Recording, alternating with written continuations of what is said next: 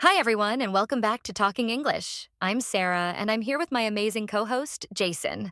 How's it going, Jason? Hey, Sarah, I'm doing great. Thanks for asking. Excited for today's episode because we're talking about something that we all do, our daily routines. It might sound simple, but I think there's a lot to unpack in how we organize our days. Absolutely. I think the way we structure our days says a lot about how we approach life. For me, my morning routine sets the tone for the entire day. How about you? I'm with you on that. I'm a huge believer in starting the day off, right? But I'll be honest, my routine has changed a lot over the years. It used to be chaotic, but I've found a flow that works for me. You want me to start? Yes, go ahead. I'm curious to hear about your routine. I bet it's different from mine. All right, so my day begins at around 6 a.m. I've always been an early riser. The first thing I do is drink a glass of water. I've read so many articles about how important hydration is right after you wake up, so I make sure to start my day with that. Good call. Hydration is key. I actually struggle with that a bit, especially in the mornings. I'll have a cup of coffee first, but I know I should be drinking water too. Definitely.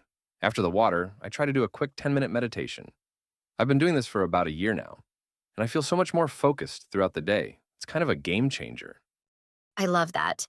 Meditation is something I've tried a few times, but I haven't been consistent with it. Maybe I should start trying again. After your meditation, what's next?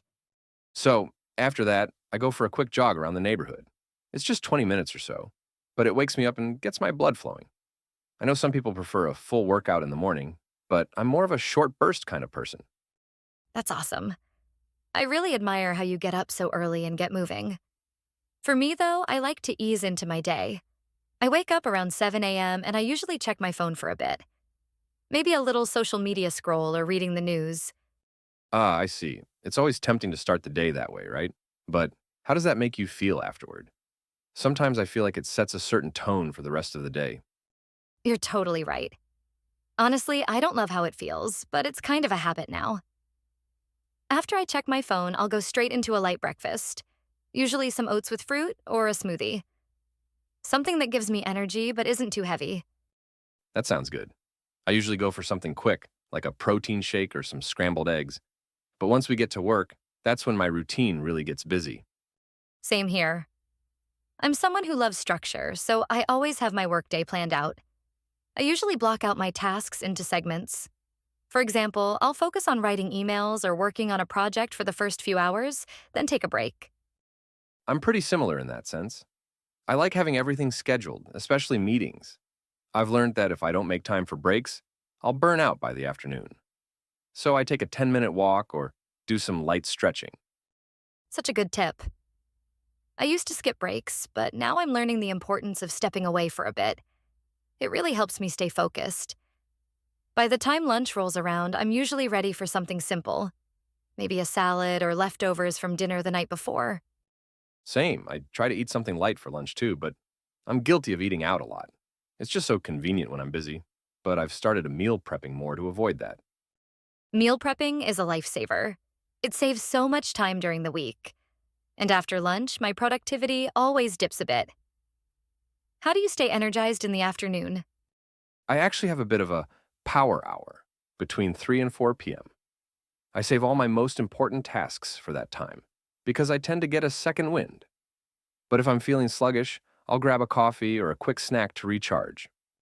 I do something similar. I like to wrap up my day around 5 p.m., but before I do, I'll make a to-do list for the next day to keep myself organized. How about you? How do you wind down after work? I make sure to shut off my computer by 6 p.m. and start unwinding. I'll either go for a walk or just relax with a book or podcast. It's so important to have that boundary between work and personal life. I couldn't agree more. After that, I love spending time with my family, whether it's cooking dinner together or just catching up. And then I like to do some light reading or watch something before heading to bed by 10 p.m. Sounds like a solid routine. I aim to go to bed around the same time too. It helps me feel rested and ready for the next day. And I think the most important part of any routine is flexibility. Life isn't always predictable, but having a plan can make things feel a bit more manageable. It's all about balance. Well, that's a wrap on today's episode. Thanks so much for joining us. We hope you got some inspiration for your own daily routine. Yes, and remember, Whether your day is structured or spontaneous, what matters is how you feel at the end of it. Be kind to yourself. Thanks for listening, and we'll see you next time on Talking English.